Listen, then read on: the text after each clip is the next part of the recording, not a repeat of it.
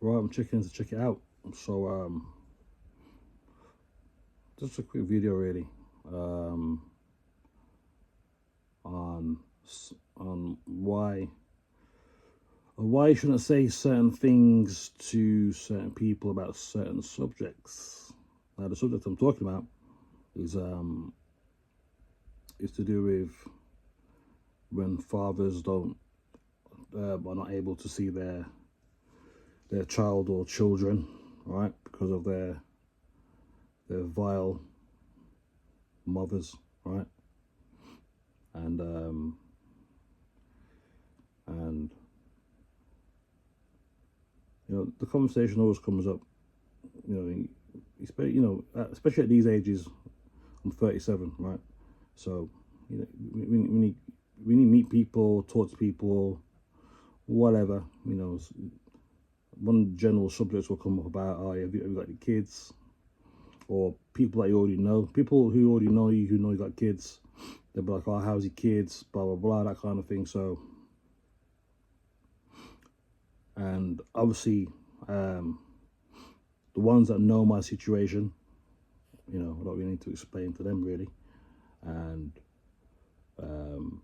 usually, like, more so, I'll say more so recently, more recently of any, if anything. If people were to ask me if I've got any kids, I'll just say I got one, not two. It's easy because for me to explain that I've got a 13-year-old daughter and I don't and I'm unable to see her, the natural question is why. And my answer is I don't know why. Because her mom is evil. She doesn't want me to.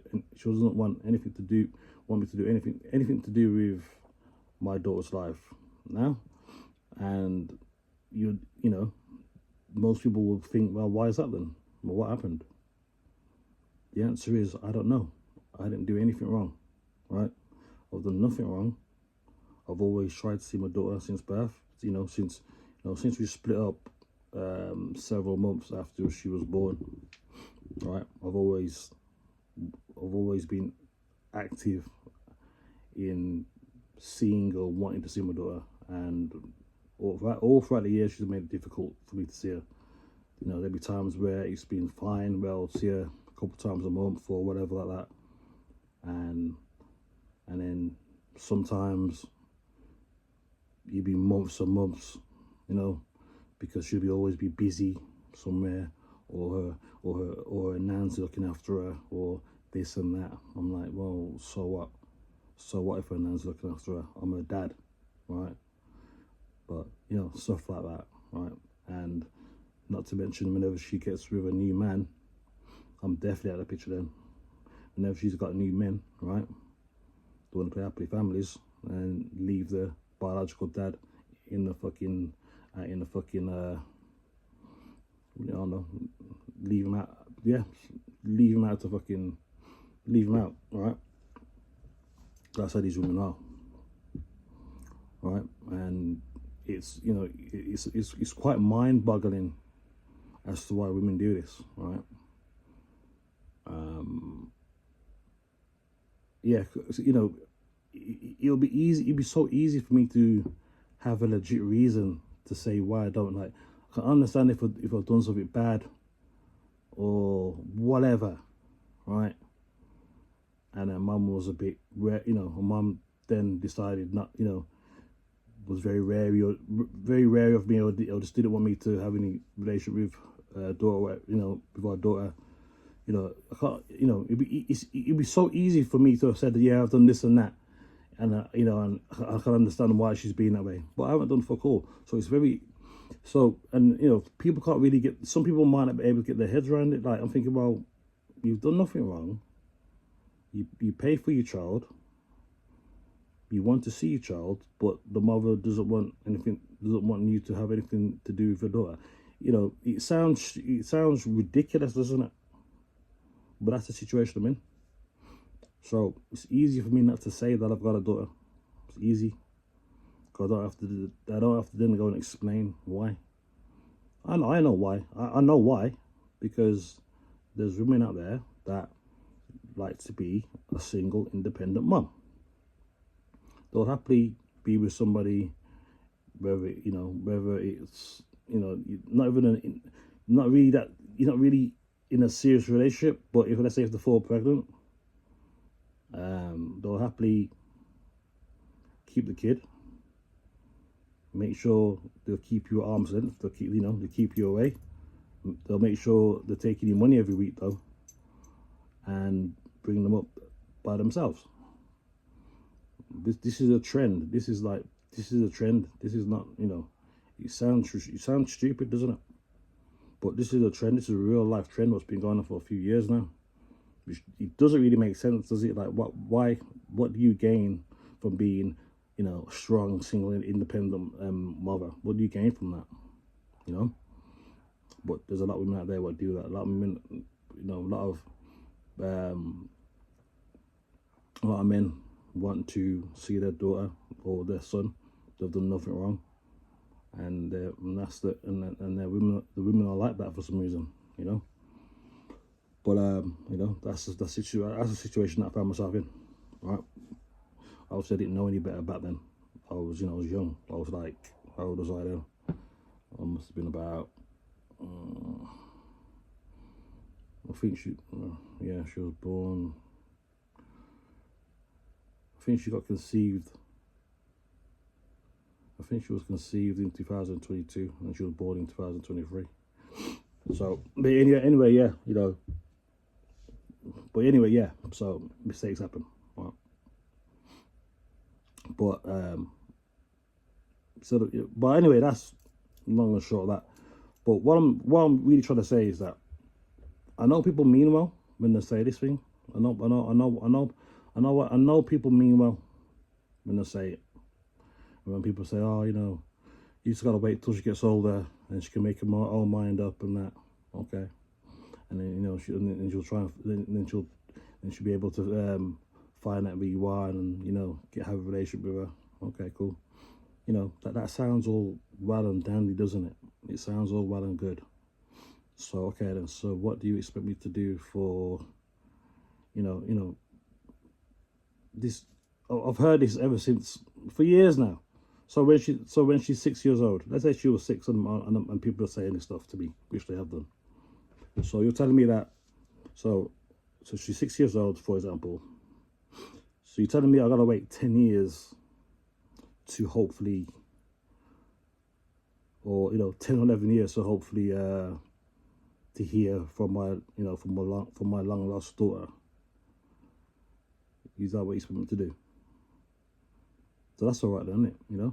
That's okay. So in the meantime, what do we do? What just go on with life like it's normal, and just think, that's all right. Then in the next how many other fucking years it will be, whether it's 2 years, 10, 7, 8, 9.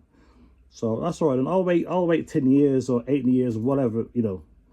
Just hoping that one day she'll seek me out and find and want a relationship with him because she wants because she might want to find out about her dad herself, right?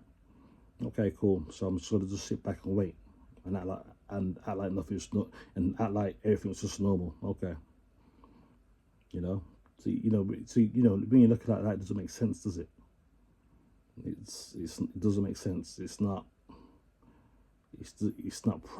practical. It's not a practical way of thinking, really, is it? And in between this time, when you got a mom, when their mother has obviously manipulated her mind for so many years, right? What makes you think that when she gets to a certain age, that she's going to all of a sudden question that manipulation or question this and that and try and seek me out? What makes you think that? This is the question. This is the question. What I say back to these people. What I say back to people who tell me this about just hopefully she'll make her mind up and all that stuff. What makes you think that? You know, they can't answer me. You know, also, why do we think that? Why do we think?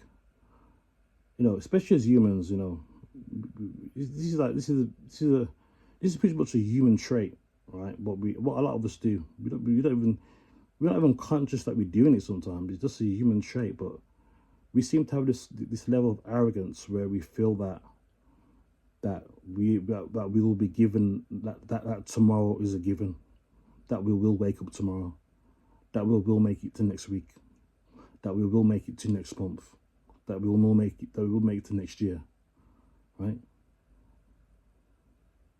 What gives us that level of arrogance, that level of surety, that level of, you know, that there's a level of complacency there as well, to think that we'll just be, you know, that we'll make it to whatever fucking time it will be in the future, and this will happen or that will happen. It's fucking, again, that it's ridiculous when you really break it down. It's ridiculous because especially me, as in my line of work, I see RTCs all the time. And if you don't know what RTC is a road traffic collision, right? I see them all the time. Not necessarily like live, right? But I see the aftermath, right? Driven past them countless times. And then you find out, and I don't watch the news though, but you just go and, you know, you go on my phone, Google whatever it is, you know, and then there'll be certain news articles underneath, and it will tell you that there's been a fatality on the motorway, whatever motorway it is, whether it's the M6, M42, M5, right? There's been a fatality, right? And that's just on the road. Never mind being out and about. Never mind crossing the road and getting run over, like what happened to my best friend, right? You got run over on a fucking zebra crossing, right? And there's people out there, you know, again, just the wrong place at the wrong time. But the amount of people that got fucking knives out there now. You know, people getting stabbed and killed for nothing. For what? They're getting stabbed and killed because they got robbed for a mobile phone and a bit of cash, right? People are just dying anyway, in general. People are just dying in their sleep. Some people are just having random heart attacks. And there's been a lot of people have been having random heart attacks. People I know personally, like, you know, certain family members, well, distant family members, and they've been, you know, they're not at that age where that should have happened. Like they're in their like mid to late 50s. I know why that's happened though. I do know why that's happened, because they decided to take that shot in the arm, if you know what I mean. They decided to take multiple shots in the arm during the C-19, during the C-19 era, all right? Because when I get told that so and so's died, and they can't find the cause of death, they just had a heart attack, we know why. But anyway, that's okay. I'm going off topic a little bit there. But the point what I'm trying to make is that we're not giving it. We're not. The inevitable is always behind our back. It's always behind us. The inevitable. What's the inevitable? Death, right? You don't know when the inevitable is going to strike. It will strike as and when, right? So I find no comfort in people saying to me, oh, you know, hopefully when she grows older, she'll make her mind up on that. Just don't tell me that. But again, I get it. I'm not judging the people who've told me that, because they mean well what they're saying, you know. You know, 'cause what else can they really say? You know, that they're saying something. You know, they're trying to be positive. They're trying to put a positive spin onto it. I get it. I understand. Right? Well, I've got I'm not really. I'm not angry at them. I'm not pissed off at them for saying that, but you know, it does grate me though. It does grate me because like I just said before, why do we have the arrogance as humans to think that we're gonna just wake up tomorrow and do this and that? You know, because when you know certain people are dying before they should be dying, you know, like I said, my best friend died on the fucking zebra crossing, right? Or any could be in a car crash. You could be the safest driver in the world, but all it takes is someone just to be an idiot and do something crazy, and then you're ending up being a victim, and you're fucked up, you're dead. Now what? All the people who you know make on their travels on the motorway or the train or whatever, you know, they expect to get to their destination. But guess what? Sometimes it don't happen. And there was no pre-warning. You know, it just happened. So yeah. I just find it really annoying. Well, I just find it really annoying when people say that, because it doesn't help. And we're not promised a tomorrow. We're not. So, yeah, that's all I wanted to say, really. I really got too much of a conclusion. I've got much more of a conclusion, really, to add to it. But, yeah, just gotta...